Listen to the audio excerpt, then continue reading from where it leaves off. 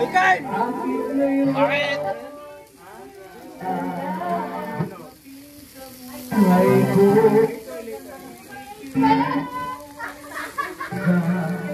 Ang sarado ko ng puso, ikaw ba? Yung kabila naman.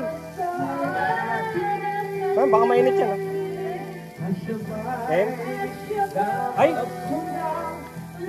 Nabali yung ano niya. Pahanya, toto. Nabunot eh. Mainit yung ano natin. Eh.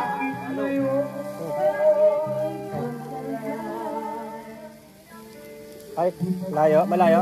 Tama lang. 1, 2, 3. Ayan.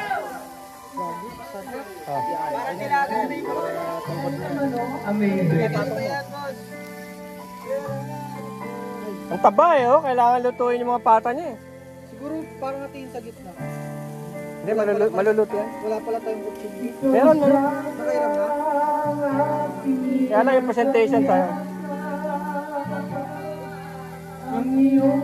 Palitin lang natin yan, luto na yan.